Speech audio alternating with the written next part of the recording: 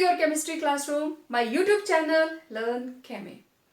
आज हम जिस टॉपिक पे डिस्कशन करेंगे, बात करेंगे, वो टॉपिक है properties of colloidal solutions. And in the previous lectures आप लोग इनके मेथड ऑफ प्रेपरेशन के बारे में जान चुके हैं, और स्पेशली वो मेथड्स किसके थे? लायोफोबिक कोलाइड्स के, राइट?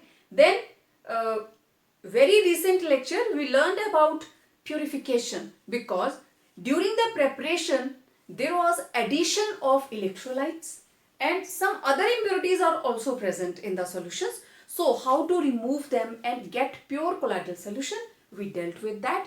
और आज हम बात करेंगे इनकी प्रॉपर्टीज कौन कौन सी है, ठीक है? तो कोलाइडल सॉल्यूशंस की प्रॉपर्टीज को हम टोटल 5 कैटेगरीज में बांटते हैं, राइट? तो सबसे पहले हमारे पास हैं physical properties. First of all physical properties, okay.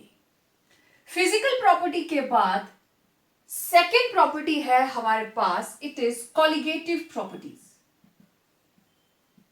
Colligative properties, okay, this is second one. Then this is third के अंदर है हमारे पास मैकेनिकल प्रॉपर्टीज। हम एक एक करके इनको डिस्कस करेंगे। अभी आप लोग मेरे साथ साथ इस फ्लो चार्ट को कंप्लीट करेंगे। मैकेनिकल प्रॉपर्टीज, मैकेनिकल के बाद मेरे पास फोर्थ कैटेगरी है optical properties. This is the fourth one. And fifth property is electrical properties.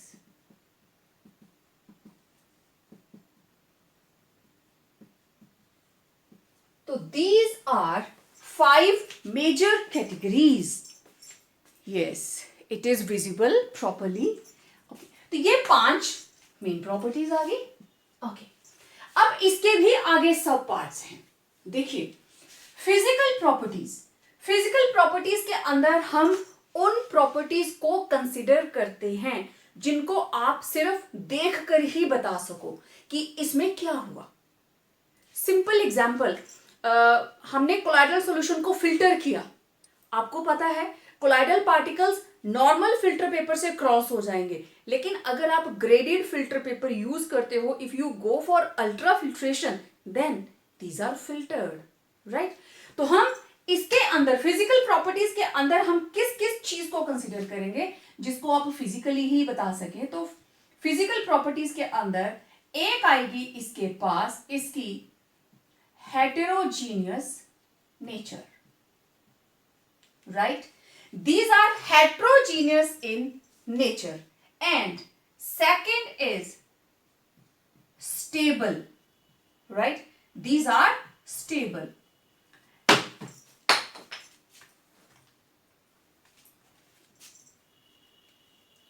Heterogeneous character, and these are having stable nature. And third is filtrability,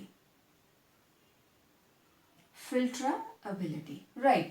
तो जो इनके सब parts है ना, मैं उनको ऐसे राउंड करने वाली हूं, राइट? कॉलिगेटिव प्रॉपर्टीज की आगे सब कैटेगरी कोई नहीं है, ये इंडिपेंडेंट रहेगा। Now What about mechanical properties? इनको हम एक एक करके भी डिस्कस करेंगे। अभी हम सिर्फ इसका फ्लो चार्ट तैयार करें। Mechanical means movement. कौन सा ऐसा काम, पुशिंग, पुलिंग, कि वो जो एक मैकेनिकल मूवमेंट दिखाई दे, उसमें हम किस किस प्रॉपर्टी को कंसीडर करेंगे? That is first of all is Brownian movements.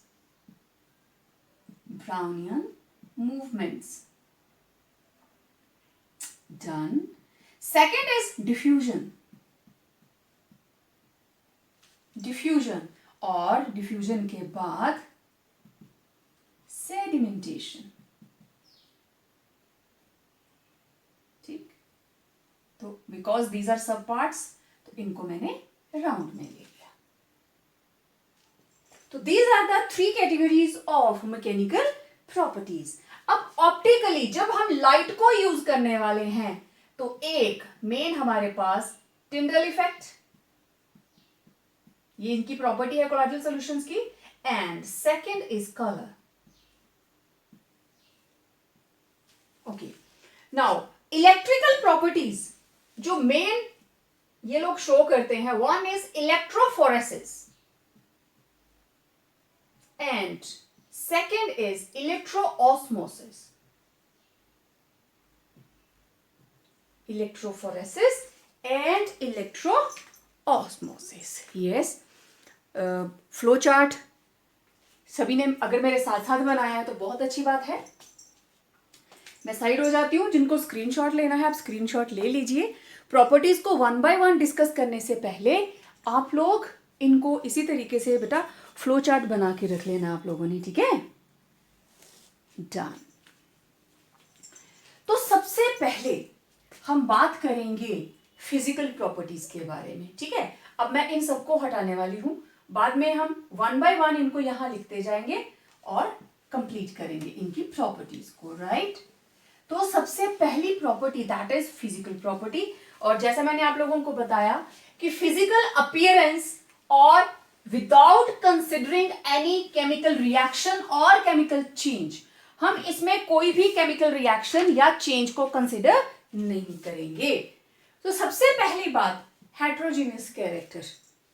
हम इसको बहुत डिटेल में डिस्कस कर चुके हैं कि जो कोलाइडल सॉल्यूशंस हैं इनका particle size that is in between true solutions and suspension, और बहुत ही आसानी से इलेक्ट्रॉन माइक्रोस्कोप के नीचे scattering of light by the particles of colloidal solution can be achieved, can be studied. ठीक है, it can be seen under electron microscope. तो Tyndall effect वो भी इसी तरीके से, क्योंकि पार्टिकल साइज इतना बड़ा है कि it can scatter the light. Right. तो हेट्रोजीनियस कैरेक्टर के अंदर हम इसमें यही बताएंगे that due to small particle size they seem to be homogeneous. देखने में होमोजीनियस ही लगते हैं. अगर आपको डेटॉल वाला सॉल्यूशन याद हो तो उसमें क्लाउडीनेस दिख रही है, लेकिन डेटॉल का अकेला अकेला particle that is not visible. तो it appears, it seems to be homogeneous, but heterogeneous character can be seen under electron microscope.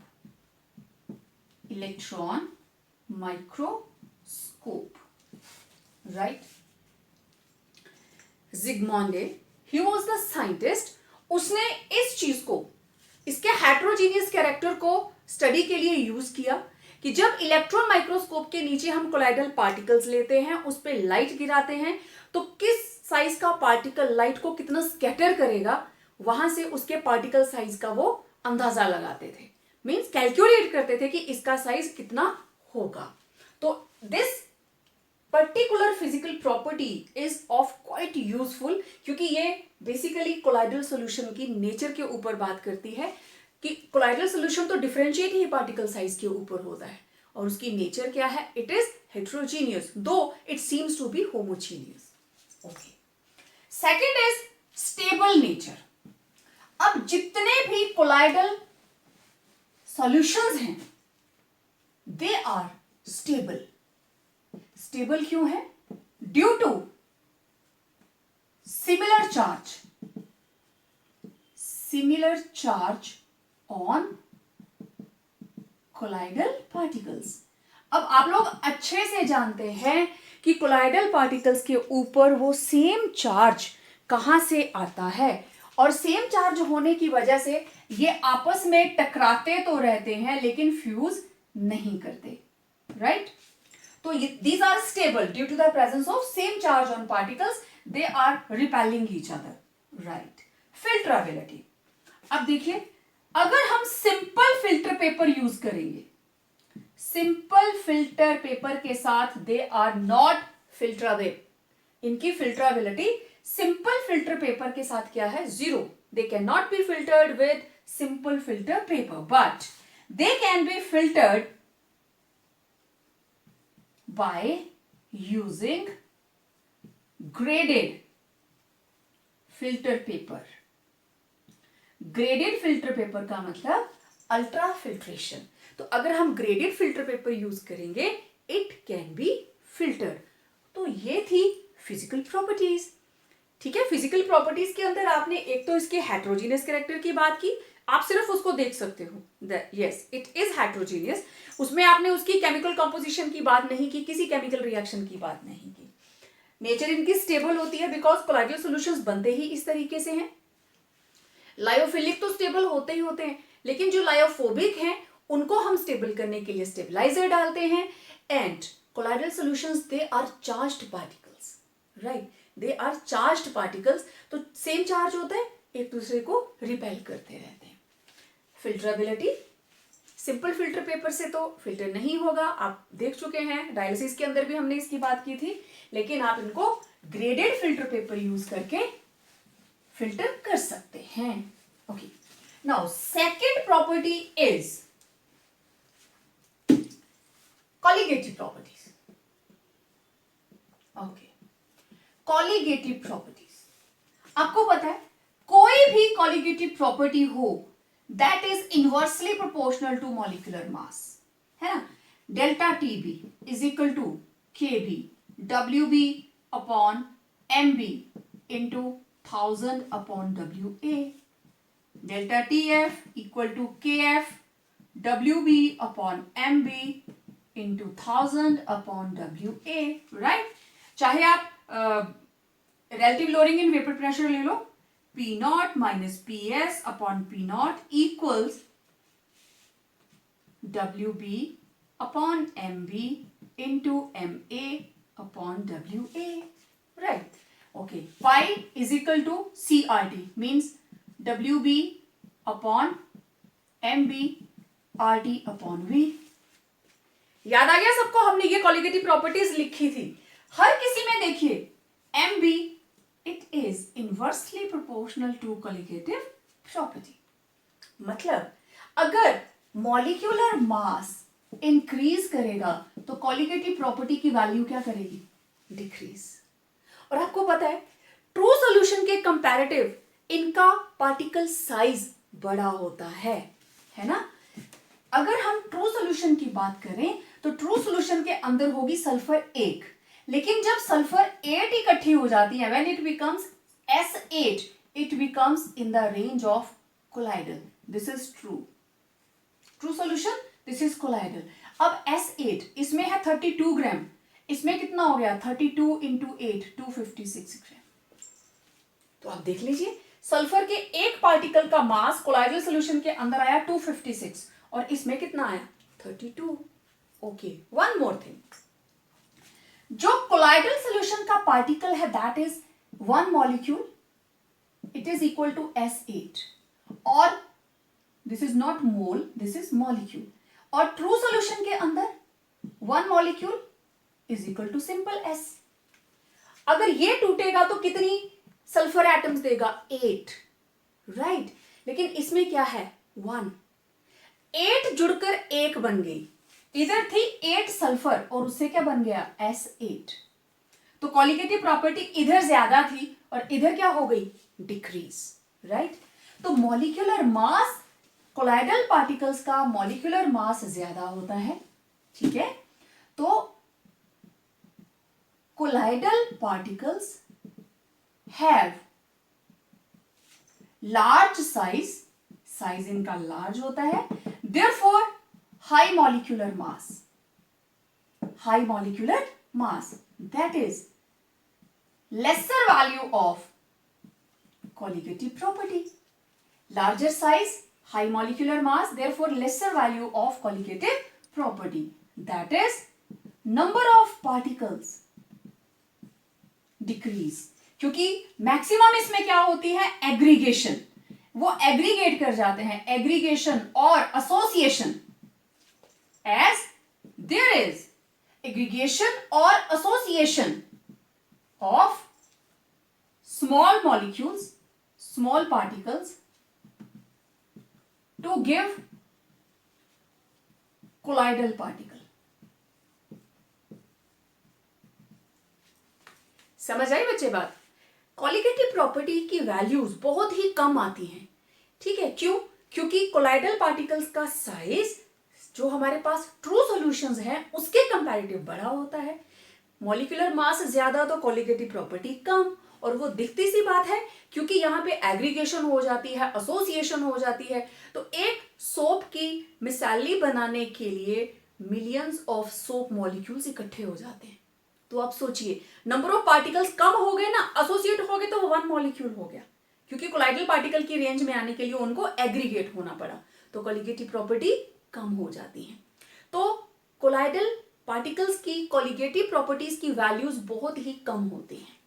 इनमें से सिर्फ पाई, दैट इज ऑस्मोटिक प्रेशर, सिर्फ ये एक प्रॉपर्टी है जिसका यूज किया जाता है टू कैलकुलेट मॉलिक्यूलर मास, जबकि मॉलिक्यूलर मास काफी कम होता है। और ऑस्मोटिक प्रेशर के अंदर हम क्या चीज देखते हैं? सॉल्यूशन और जो हमारे पास प्योर सॉल्वेंट है, उन दोनों के बीच में ऑस्मोटिक प्रेशर में फर्क आता है। तो उस वजह से हम इसको यूज करके, और बाकी ज्यादा कंडीशंस भी नहीं लगानी पड़ती, तो only osmotic pressure is useful to calculate molecular mass of dispersed phase, right? तो ये थी कॉलिगेटिव प्रॉपर्टीज। कॉलिगेटिव प्रॉपर्टीज के बाद नेक्स्ट हमारे पास है mechanical properties, right? Mechanical properties, और मैकेनिकल प्रॉपर्टीज के अंदर हमें बात करनी है ब्राउनियन मूवमेंट्स के बारे में, ठीक है? एक है इसमें ब्राउनियन मूवमेंट्स, दूसरा है इसमें Brownian movement, then diffusion and sedimentation.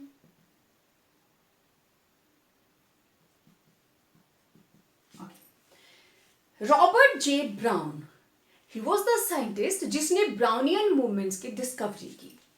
What he observed that in a colloidal solution, ये रहा डिस्पर्शन मीडियम, और ये जो पार्टिकल्स हैं कोलाइडल साइज के, they keep on colliding with one another, ये आपस में भी टकराते हैं, ये डिस्पर्शन मीडियम के साथ भी टकराते हैं, और कंटेनर की वॉल पे भी टकराते हैं। तो अगर मैं इसकी बात करूं तो ये कभी इधर जाएगा, राइट? फिर इधर गया, इधर गया, इधर, इधर, इधर, इधर, इधर, किधर भी इसको भेज दो। तो ये जो zigzag motion shown by colloidal particles in a colloidal solution is known as Brownian movements। मैंने आपको पहले भी एग्जांपल दिया था कि किसी रूम के अंदर हल्की सी लाइट आ रही है और आप थोड़ी सी डस्ट झाड़ दीजिए, ठीक है? आप थोड़ी सी डस्ट झाड़ दीजिए, तो उससे क्या होगा? आप देखना उसके पार्टिकल्स ऐसे zigzag मोशन दिखाते हैं। ये zigzag क्यों दिखाते हैं? क्योंकि colloidals are quite stable in nature, ये कभी भी बॉटम के ऊपर सेटल नहीं होते। क्यों? क्योंकि इनके ऊपर सब मॉलिक्यूल्स के ऊपर होता है सेम चार्ज। मान लीजिए ये दोनों एक दूसरे के नजदीक आ रहे हैं, इस पे भी नेगेटिव चार्ज, इस पे भी नेगेटिव चार्ज, ठीक है? तो दोनों टकराएंगे, they will repel each other. अगर इनके ऊपर कोई चार्ज नहीं होता तो पता क्या होना था? एक इधर से आना था, एक इधर से आना था, दोनों जुड़ने थे और एक बड़ा मॉलिक्यूल बन जाना था। कई बार हम बबल्स बनाते हैं ना, ऐसे एक छोटा बबल एक बड़ा, दोनों मिलते हैं तो बड़ा बबल बन जाता है, उसी तरीके से। लेकिन अगर इनके ऊपर चार्ज है, they will repel each other, right? And this is the reason that they are stable, नीचे नहीं बैठते हैं, they are always in motion, ये कभी भी चुप नहीं बैठते, ये नीचे नहीं बैठते हैं। तो this is called Brownian movements. इस मोशन में ये जो zigzag पाथ फॉलो करते हैं, that is Brownian movement, and it is the property of colloidal solutions. Suspension नहीं दिखाती हैं, लेकिन it is the property of colloidal solutions. और मैकेनिकल है ना, they are moving, they are striking with one another. Okay, next diffusion.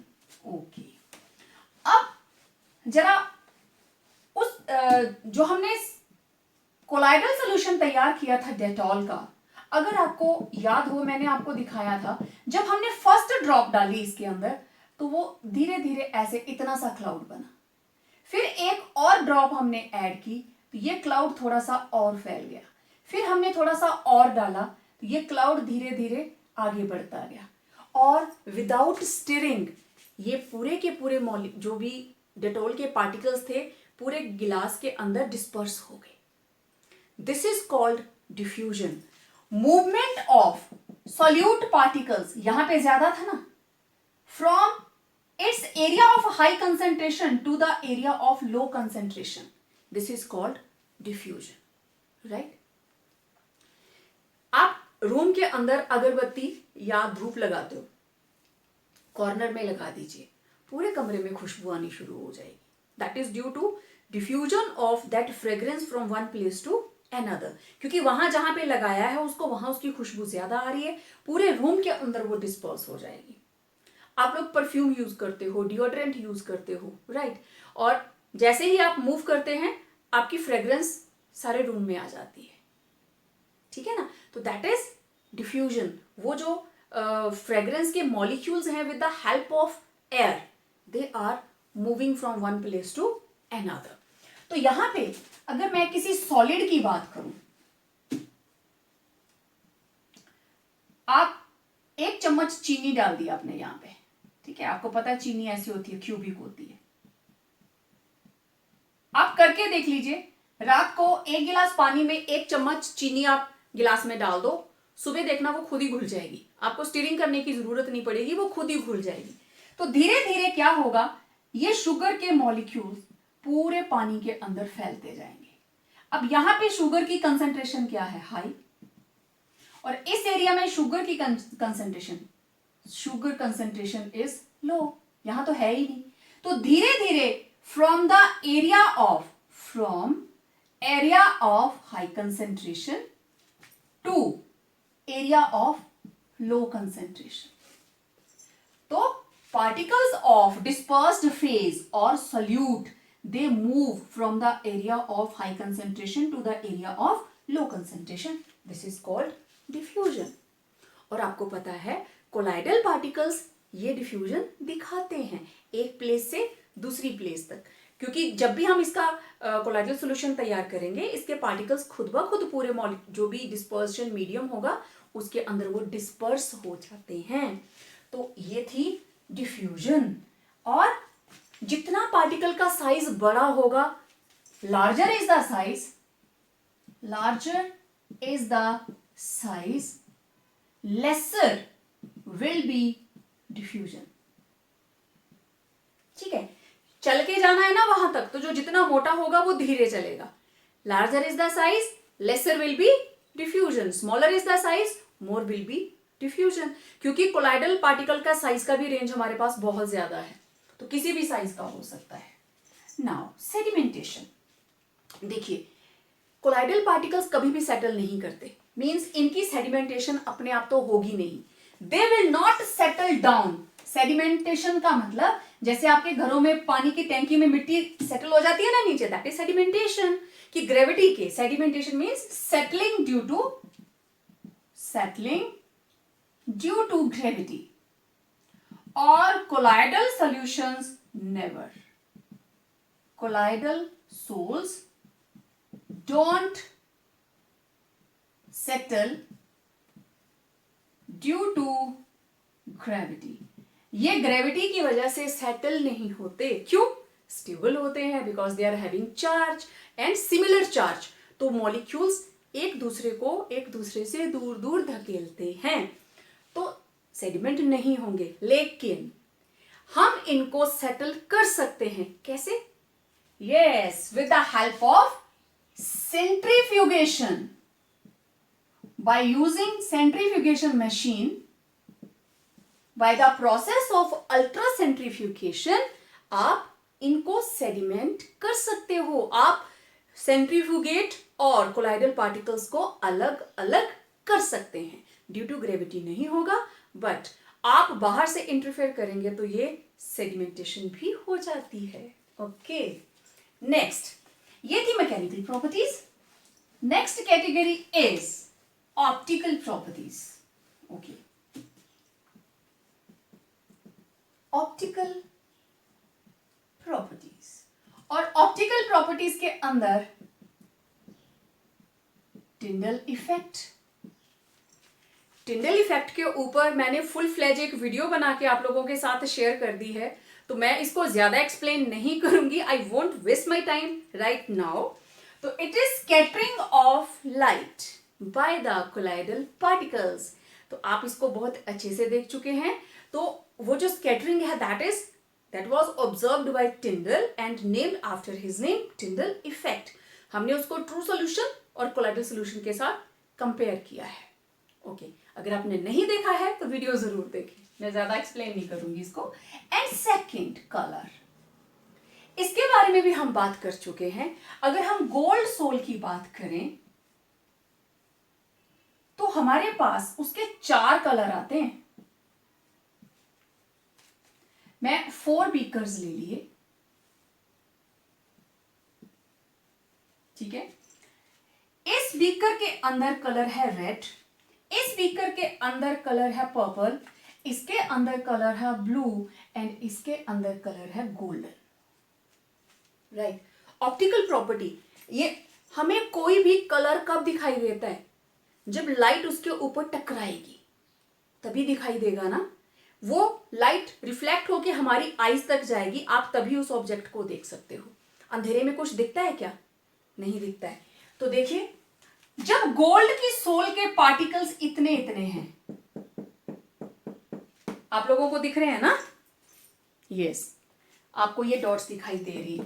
It is of red colour, sol बन गई, Bredig arc method लगाया, सोल बन गई, रेड कलर की है। ओके, अगर इनका पार्टिकल साइज इतना हो गया, इसके साइज से थोड़ा सा बड़ा हो गया,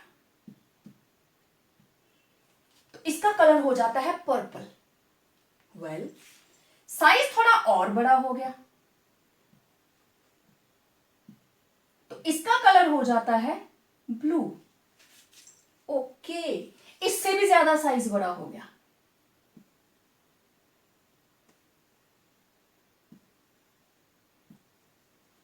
तो उसका कलर हो जाता है गोल्डन। और ये सारे के सारे किसके हैं? गोल्ड सोल की स्टेजेस हैं। गोल्ड के पार्टिकल्स बहुत ही छोटे हैं तो रेड कलर दिखाएगा, थोड़े से बड़े हैं तो पर्पल दिखाएगा, और इससे भी बड़े हैं तो ब्लू हो जाएगा, और सबसे जो एक्सट्रीम कलर है that is golden, which is shown by gold, that is golden colour. और गोल्डन कलर के अंदर पार्टिकल का साइज बड़ा होता है, बिगेस्ट साइज। ओके, अब इन चारों में से मेरे को जरा सोच के बताइए, सबसे ज्यादा रेट ऑफ डिफ्यूजन किसका होगा? कौन इनमें से ज्यादा डिफ्यूजन दिखाएगा, सॉल्यूशन के अंदर तेजी से मिक्स हो जाएगा?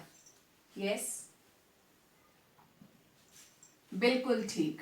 जिन लोगों ने इसको बोला है उनके लिए 1 चॉकलेट, राइट, और जिन्होंने इसको बोला है उनको चॉकलेट नहीं मिलेगी। तो जिसका साइज स्मॉल उसका रेट ऑफ डिफ्यूजन ज्यादा, ठीक है। अब पार्टिकल साइज, क्योंकि ऑप्टिकल प्रॉपर्टी है, लाइट इसमें से पास करेगी तभी तो कलर दिखाई दे रहा है ना, राइट। तो जो लाइट रिफ्लेक्ट होके हमारी आईज तक आएगी that is called reflected, right. यहां से लाइट गई, रिफ्लेक्ट होके हमारी आईज तक पहुंची, ठीक, तो दैट इज रिफ्लेक्टेड, ये है रिफ्लेक्टेड। और अगर यहां से क्रॉस होके हमें यहां देखने को मिल रहा है तो दिस इज ट्रांसमिटेड, ये तो पता है ना सबको। सोल्यूशन के आगे रिसीव करेंगे तो दैट इज ट्रांसमिटेड लाइट, लेकिन अगर रिफ्लेक्ट होके आपकी आईज तक आ रही है, ऐसे लाइट जा रही है और आप उसको यहां से देख रहे हो तो दैट इज रिफ्लेक्टेड लाइट। तो रिफ्लेक्टेड लाइट ही दिखाई दे रही है, रेड, पर्पल, ब्लू और गोल्डन। तो it is optical property. Light की वजह से आपको एक ही सोल के 4 कलर दिखाई दे रहे हैं विच depend upon size of colloidal particle.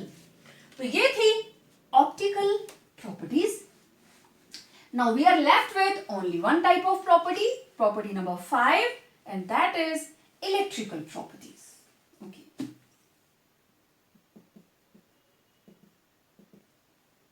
Electrical properties. इससे पहले कि मैं इलेक्ट्रोफोरेसिस एंड इलेक्ट्रोऑस्मोसिस के बारे में बात करूं, मुझे आपसे ये डिस्कस करना है कोलाइडल पार्टिकल्स के ऊपर चार्ज आया कहां से। इसकी electrical properties means, electrical means charge, तो वो चार्ज कहां से आया, ठीक है, थोड़ा सा ही बताऊंगी, मैं ज्यादा एक्सप्लेन नहीं करूंगी। तो सबसे पहले हम बात करते हैं origin of charge on colloidal sols. Colloidal sols के ऊपर चार्ज का ओरिजिन कहां से आया? ओके, तो एक थ्योरी कहती है due to frictional electrification. Frictional electrification means sol के पार्टिकल्स एक दूसरे के साथ टकराए, फ्रिक्शन हुई, एक के ऊपर पॉजिटिव चार्ज हो गया और एक के ऊपर नेगेटिव चार्ज हो गया। ओके, एक तो ये हो सकता है, या फिर ये सोल के पार्टिकल्स, ये रहा मीडियम का पार्टिकल, मीडियम के पार्टिकल के साथ टकराए और चार्ज एक्सचेंज हुए, मीडियम नेगेटिव तो सोल पॉजिटिव, सोल नेगेटिव तो मीडियम पॉजिटिव। लेकिन ये थ्योरी हर कोलाइडल सॉल्यूशन को एक्सप्लेन नहीं कर सकती। Only few cases are there कि इनके ऊपर चार्ज क्यों आता है, क्योंकि आप लोग पॉजिटिव और नेगेटिव सोल्स के बारे में पढ़ चुके हैं। तो इसका मतलब frictional electrification was not the proper explanation for the charge on colloidal particles। तो सेकंड फिर आ गया that due to association of colloidal particles। अब एसोसिएशन कैसे होती है? मैं सोप का ही एग्जांपल लूंगी, हेड्स बाहर को, टेल्स अंदर को, ठीक है, और क्या बोलते हैं इसको? मिसैली। अब ये सोप का एक पार्टिकल है, हम बहुत डिटेल में कर चुके हैं इन चीजों को। ये सोप का एक पार्टिकल है, टेल और हेड, और ये इस तरीके से मिलके इन्होंने बना दिया वन मॉलिक्यूल। सोप जब हम कम क्वांटिटी में लेते हैं इट इज ट्रू सॉल्यूशन, लेकिन जब ज्यादा क्वांटिटी में यूज करते हैं, एसोसिएशन हो जाती है, then it becomes colloidal particle. तो इस तरह की ऑब्जर्वेशन ये सिर्फ सोप्स और डिटर्जेंट्स में ही देखने को मिलेगी। जो बाकी की कोलाइडल सोल्स हैं, arsenic sulphide, ferric chloride, silver iodide, उनमें तो नहीं दिखाई देती है। इसका मतलब ये दोनों ही theories they were not accepted. Frictional electrification को भी छोड़ दिया गया और कोलाइडल पार्टिकल्स की एसोसिएशन की अगर हम बात करें तो that was also discarded. Now third जो हमारे पास थ्योरी है that is theory of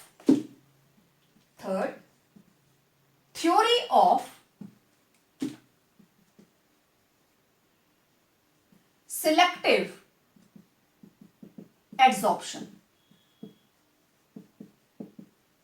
theory of selective adsorption means अगर मुझे तैयार करनी है फेरिक हाइड्रोक्साइड की सोल, मुझे ये सोल तैयार करनी है, तो मुझे इसके अंदर ऐसा इलेक्ट्रोलाइट डालना पड़ेगा जो या तो उसके पास OH आयन होना चाहिए या आयरन। तो अगर मैंने इसमें ऐड किया FeCl3 तो कॉमन इज Fe3 पॉजिटिव, हमने इसको बड़ा डिटेल में किया है पीछे। तो Fe3 पॉजिटिव इसके ऊपर एड्सॉर्ब हो गया, FeOH thrice oblique Fe3 positive, तो ये बन गई positive ferric hydroxide sol. Clear? Similarly silver iodide, मैंने इसके अंदर ऐड किया potassium iodide, this is electrolyte, आपको पता है ये प्रेसिपिटेट है, electrolyte, this is also electrolyte. तो यहां पे सिलेक्टिव एड्सॉर्प्शन किसकी होगी?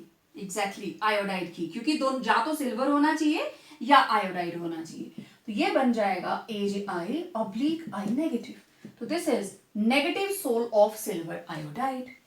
But if I add silver nitrate then silver will be common, so we will get AgI oblique Ag positive, it will be a positive soul।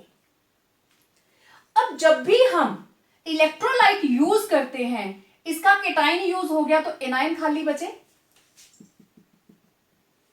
3Cl negative, इसका iodide use हो गया तो K positive, क्योंकि इस charge को balance करने के लिए ये सामने रहेगा।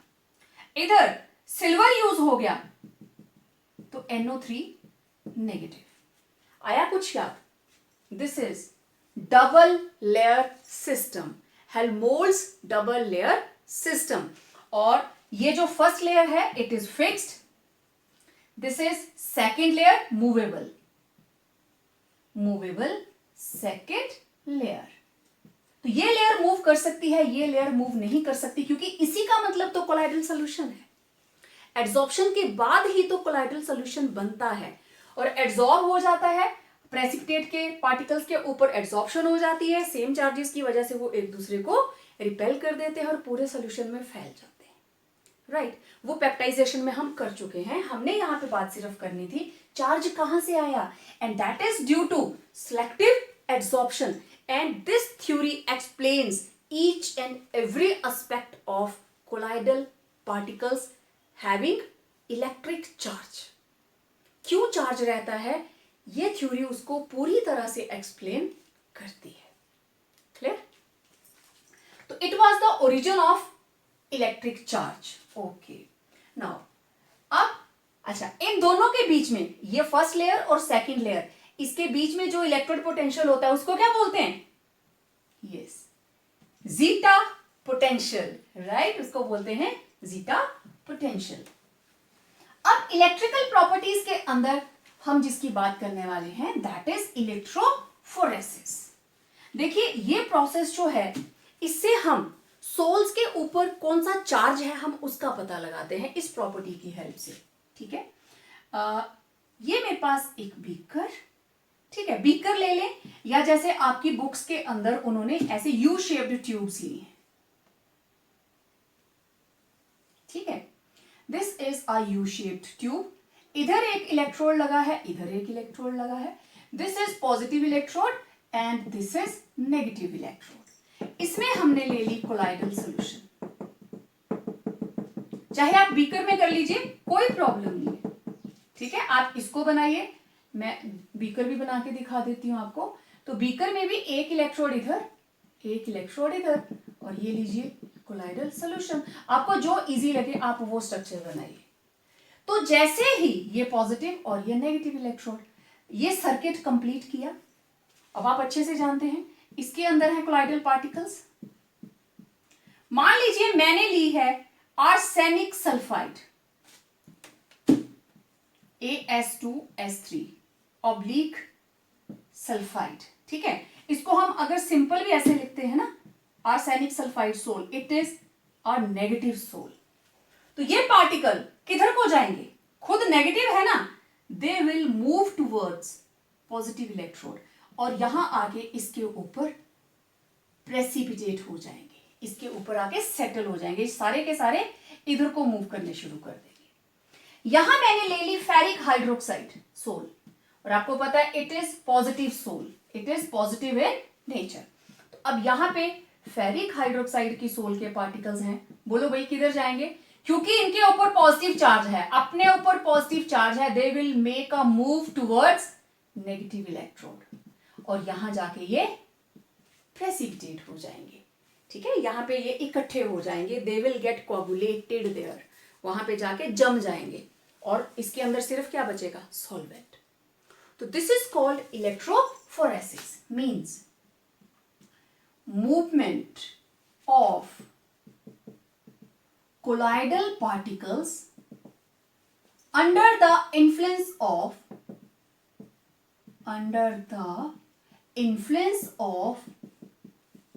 electricity, right? इलेक्ट्रिसिटी या इलेक्ट्रिक चार्ज। तो जब आप इलेक्ट्रिसिटी पास करेंगे तो व्हाट हैपन्स, ऑपोजिट चार्ज की तरफ को वो मूवमेंट शो करेंगे। तो हम बता सकते हैं कि इसके अंदर जो सोल थी वो पॉजिटिवली चार्ज्ड है या नेगेटिवली चार्ज्ड है, राइट? ओके, अब ये तो थी इलेक्ट्रोफोरेसिस, ठीक है। आई होप सबको समझ में आ गया होगा। Okay, now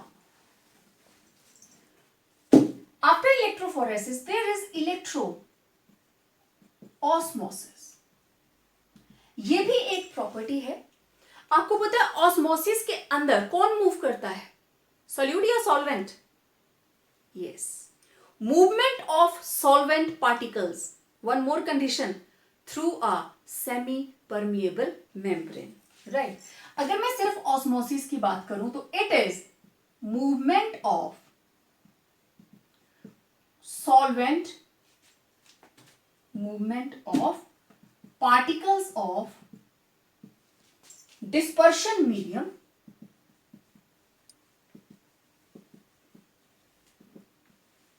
under the influence of electric charge through a semi-permeable membrane. देखिए ये कंडीशन बहुत जरूरी है, सेमी परमिएबल मेम्ब्रेन वाली, ठीक है। अब इस प्रोसेस को हम पहले समझते हैं। हमारे पास हैं 3 chamber, we are having 3 chambers, ठीक है। ये रहा सेंटर वाला चैम्बर, और सेंटर वाले चैम्बर को हमने लगाई है, this is semi-permeable membrane, ठीक है। this is semi-permeable membrane, और इस कंपार्टमेंट को हमने नाम दिया ए, इसको दे देते हैं बी, और इसको दे देते हैं सी, ठीक है। इन कंपार्टमेंट्स को अलग कर रही है सिर्फ ये सेमी परमिएबल मेम्ब्रेन, ठीक है। चलो अगर उसको नहीं लेना है, इसको सी ले लेते हैं, ए बी सी। अब यहां पे हमने ले लिया कोलाइडल सॉल्यूशन,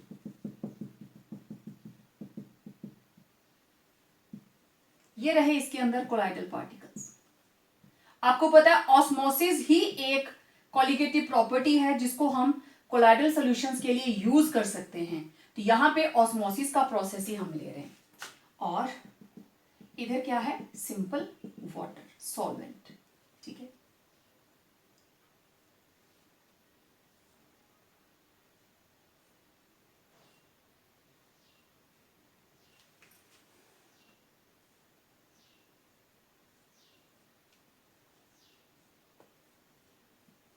ठीक, इन कंपार्टमेंट्स को हम कनेक्ट कर देंगे, यहां पे वाटर का लेवल देखेंगे, ठीक है। चलो इसको आप नाम ही बनाएं और सिंपल बनाते हैं इसको। ये इसको हमने कनेक्ट किया है चैम्बर्स को, राइट। इन द बिगनिंग, शुरू में ये वाटर लेवल दोनों में सेम है, थोड़ी आर्म्स में ऊपर कर देते, ये वाटर लेवल दोनों में सेम है,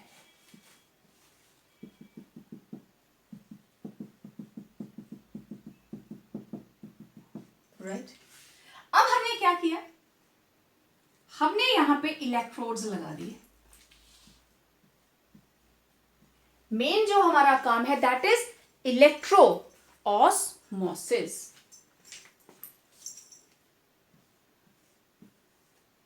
जहां सॉल्वेंट है, इसको मैं थोड़ा और आगे कर देती हूं, सॉल्वेंट के अंदर हमने इलेक्ट्रोड्स लगा दिए, राइट।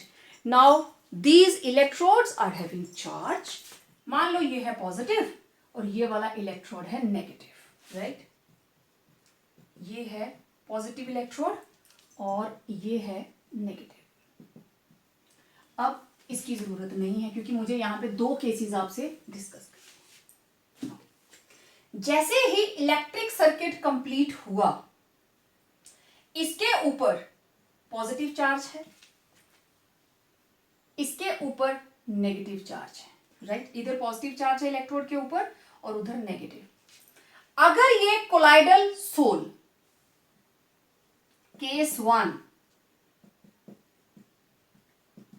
कोलाइडल पार्टिकल्स या colloidal sol particles are negative, अगर कोलाइडल सोल के पार्टिकल्स हैं नेगेटिव, तो जो डिस्पर्शन मीडियम है विल बी पॉजिटिव। समझ आई बात? अगर इस पार्टिकल के ऊपर चार्ज है नेगेटिव, तो ये जो सॉल्वेंट है इसके ऊपर चार्ज क्या होगा? पॉजिटिव। ओके, अब इसके ऊपर है नेगेटिव चार्ज, केस 1 की मैं बात कर रही हूं। तो ये कोलाइडल पार्टिकल्स किसकी तरफ जाएंगे? नेचुरली इधर को खींचेंगे, जबकि इसको क्रॉस नहीं कर सकते हैं, लेकिन इनकी अक्यूमुलेशन इस साइड को होगी। आप समझ रहे हो बात? ये सारे के सारे पार्टिकल्स इधर को दौड़ेंगे, जबकि आगे फिर उसको बैरियर मिलेगा, एंट्री नहीं है भाई। ये सारे के सारे इधर को जा रहे हैं, किसके लिए? जब ये नेगेटिव सोल है, नेगेटिव सोल पार्टिकल्स, तो ये इधर को जा रहे हैं। तो डिस्पर्शन मीडियम क्या है? पॉजिटिव। वो कहां जाएगा? इस तरफ को। डिस्पर्शन मीडियम क्या है? सॉल्वेंट है ना, इधर को जाएगा। तो क्या होगा? इसके अंदर लेवल पहले दोनों बराबर थे ना, अब ये लेवल जो है वाटर का वो राइज कर गया, इधर डाउन चला जाएगा और इधर वाटर लेवल राइज कर जाएगा, right? Colloidal sol particles are negative, तो dispersion medium will be positive. That is sol particles move towards positive electrode and solvent molecules या molecules of dispersion medium will move to negative electrode, that is negative electrode कौन सा है? Chamber C, that is chamber C. Therefore water level rises in C and falls in B. तो this is the property of electroosmosis. सिर्फ dispersion medium के molecules इस membrane को cross कर सकते हैं। सोल पार्टिकल था नेगेटिव, तो उसका जो मीडियम है वो क्या हो गया? पॉजिटिव। अब पॉजिटिव मीडियम, ये पूरे में सॉल्वेंट तो आर पार जा सकता है, ये सारे का सारा पानी इधर को जाना शुरू हुआ तो लेवल क्या कर जाएगा? राइज। ठीक है, उल्टा करते हैं। अब हमारे पास सोल पार्टिकल्स हैं पॉजिटिव, तो इन सभी की डायरेक्शन चेंज होने वाली है। ये सारे का सारा सॉल्वेंट सब में एक जैसा। अब इनके ऊपर है पॉजिटिव चार्ज, तो किधर को जाएंगे? नेगेटिव वाली साइड को। ये सारे के सारे ऐसे इकट्ठे हो जाएंगे इसके नजदीक आके। पहले पूरे में फैले हुए थे ना, अब under the influence of charge ये सारे के सारे यहां पे आके इकट्ठे हो गए, किधर को आगे। तो मीडियम क्या हो गया? ये पॉजिटिव है, तो मीडियम क्या हो गया? नेगेटिव। ठीक है, तो मीडियम के पार्टिकल सारे के सारे इधर को आने शुरू हो गए।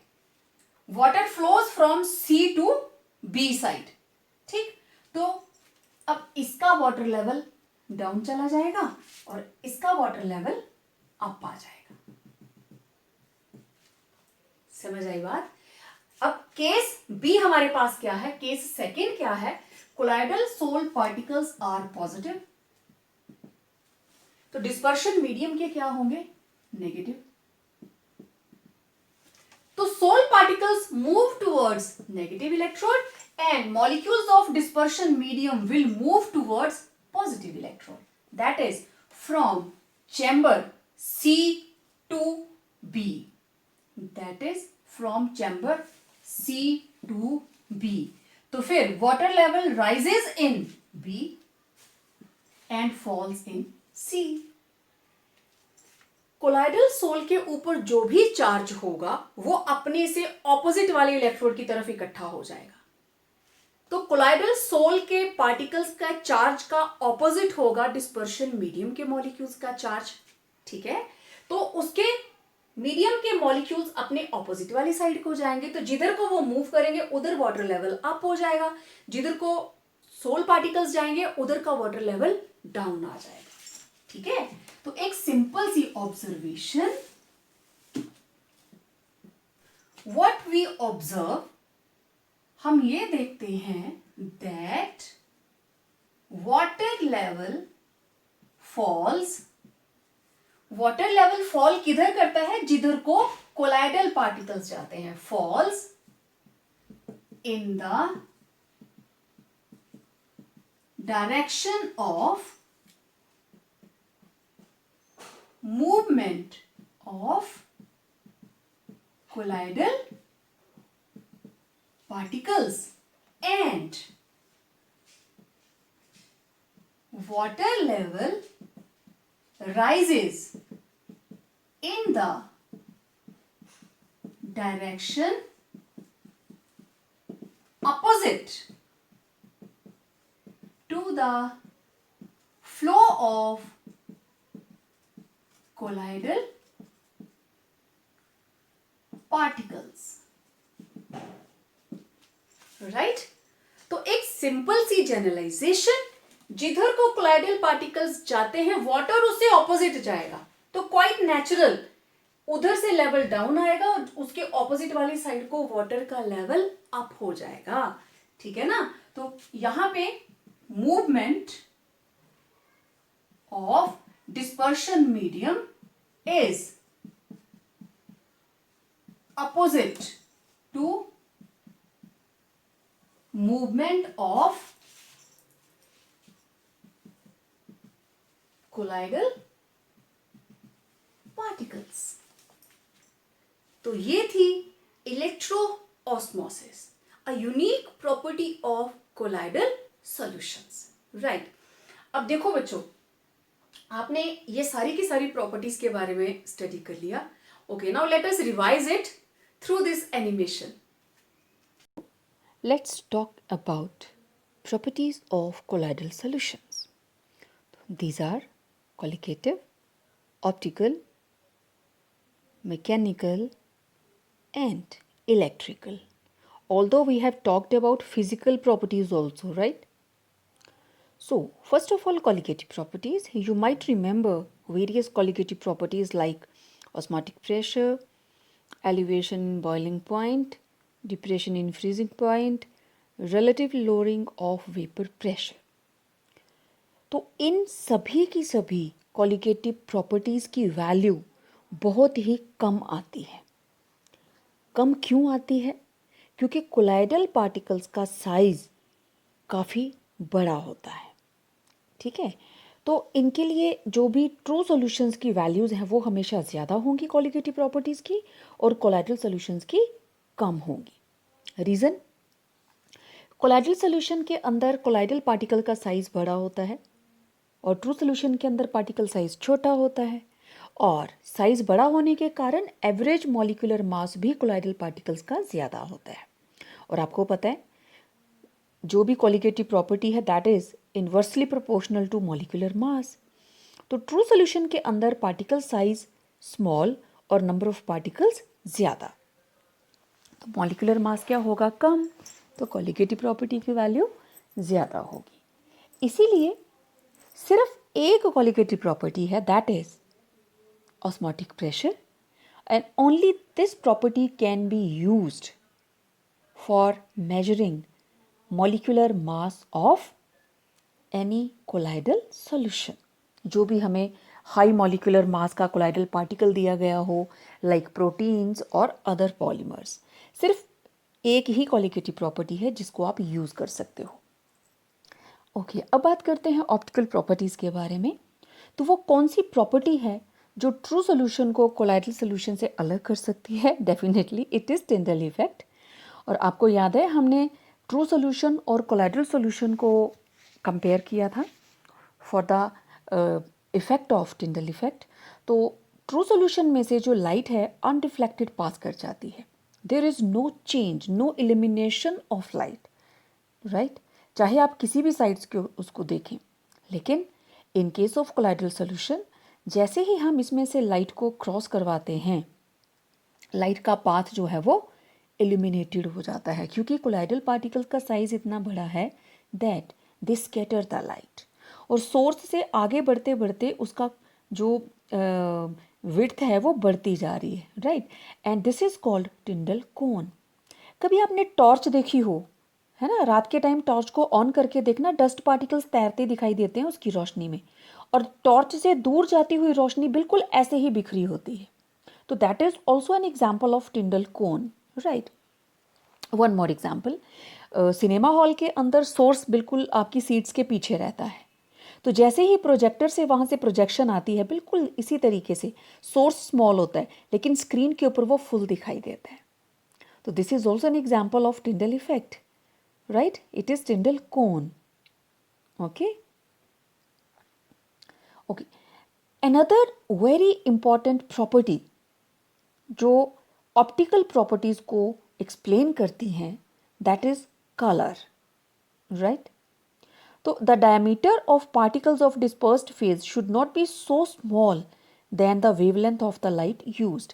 अगर इनका डायमीटर छोटा होगा there will be no scattering, right?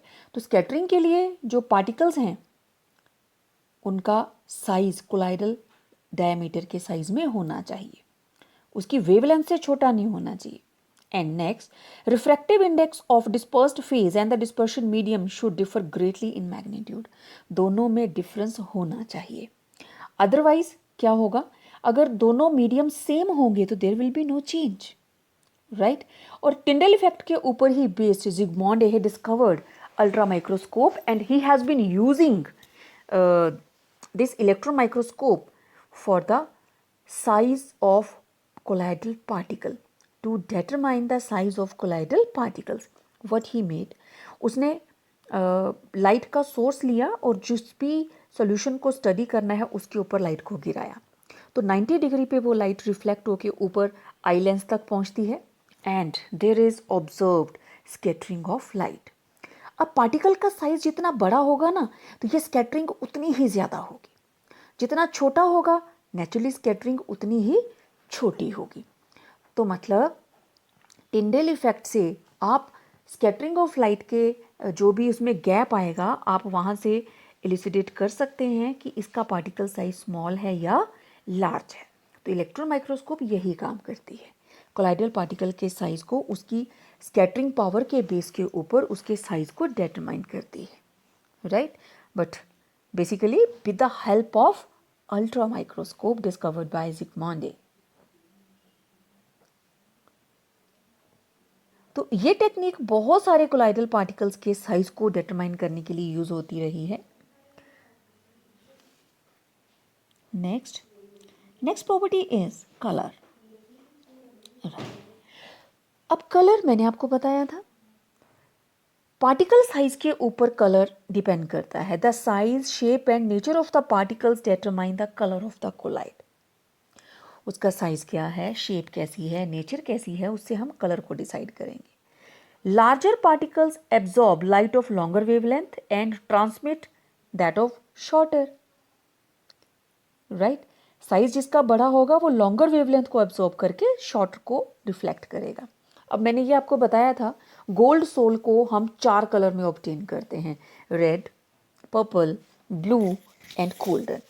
तो आप देखो इसमें पार्टिकल साइज गोल्डन तक जाते हुए बढ़ रहा है. रेड कलर का जो सोल होगा उसका पार्टिकल साइज सबसे छोटा, पर्पल का उससे बड़ा, ब्लू का उससे बड़ा और गोल्डन का साइज पार्टिकल सबसे बड़ा होता है. तो पार्टिकल साइज से हमें सोल की कलर का आइडिया लग जाता है.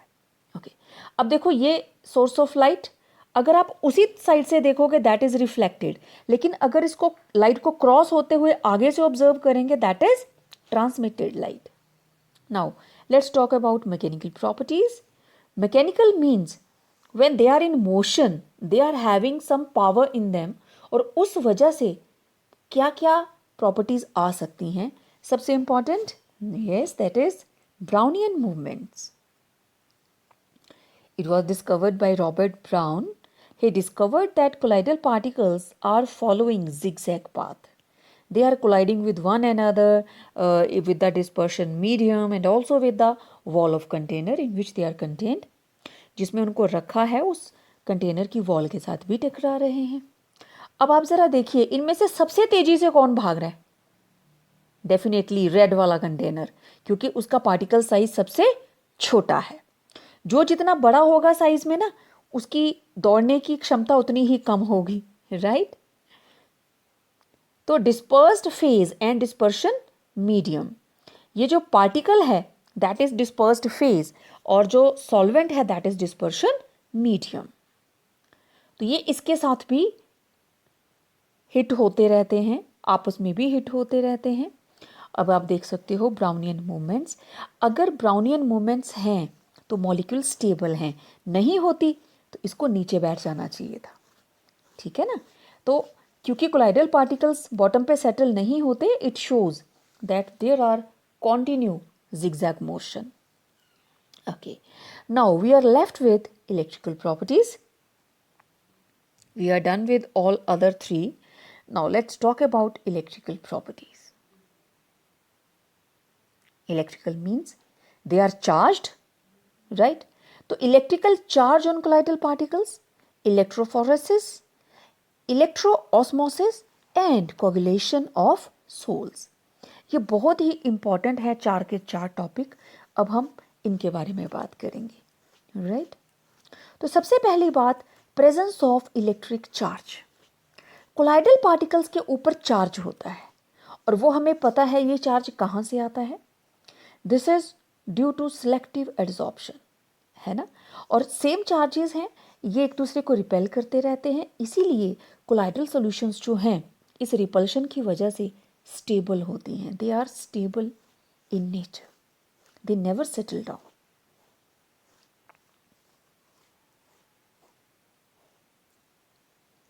Due to the presence of similar charges, colloidal solutions they repel each other और स्टेबल रहते हैं। अब देखिए यहाँ पे ये मॉलिक्यूल्स या तो पॉजिटिवली चार्ज्ड हैं या नेगेटिवली चार्ज हैं, राइट। तो colloidal sols they are charged, either they will be positively charged जैसे फेरिक हाइड्रोक्साइड और नेगेटिवली चार्ज जैसे आर्सेनिक सल्फाइड। नेगेटिव नेगेटिव हैं तो वो भी रिपेल करेंगे, पॉजिटिव पॉजिटिव भी।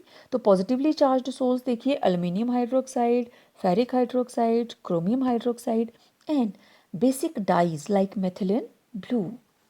These are positively charged souls. इसी तरीके से हमारे पास और भी सोल्स हैं, अलग अलग टाइप की सोल्स हैं, like starch sol. These are negatively charged souls. Starch soul, metal souls like souls of copper, gold, etc. Metal sulfides like arsenic sulfide। और पॉजिटिव में बेसिक डाई थी, एसिडिक के अंदर पॉजिटिव में वो थी ना बेसिक, और नेगेटिव के अंदर acid dye that is Congo red. These are types of sols, positive and negative.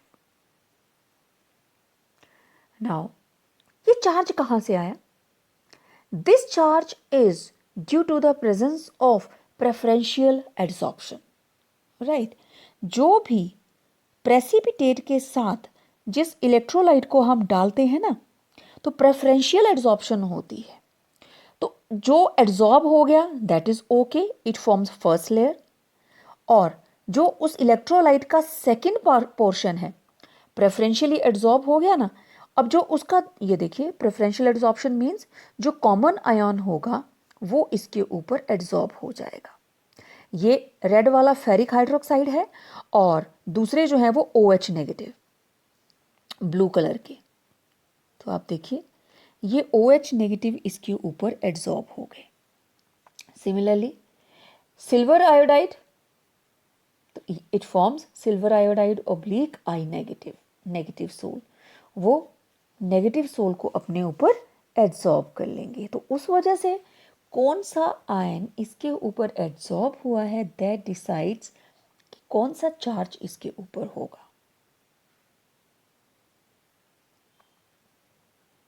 No, अगर सिल्वर आयोडाइड के अंदर हम सिल्वर नाइट्रेट डाल दें तो कॉमन कौन हुआ? सिल्वर, तो इट विल बी एड्सॉर्ब्ड और कौन सी सोल बन जाएगी? पॉजिटिव। ये सारे का सारा आप लेक्चर में देख चुके हैं, right. It's just a repetition, revision what you have read.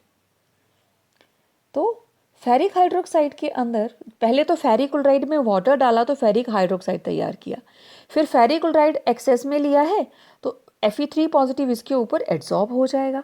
It will form a positively charged sol, right. It forms positively charged sol. लेकिन अगर हम सोडियम हाइड्रोक्साइड डालेंगे ना तो फेरिक हाइड्रोक्साइड के अंदर कौन कॉमन आएगा? OH negative. देन इसके ऊपर क्या एड्सॉर्ब होगा? OH नेगेटिव, और ये क्या बन जाएगा? Negative sol. तो आप अपनी मर्जी से जो भी सोल तैयार करना चाहते हैं, depending upon the choice of electrolyte, आप वो सोल को तैयार कर सकते हैं।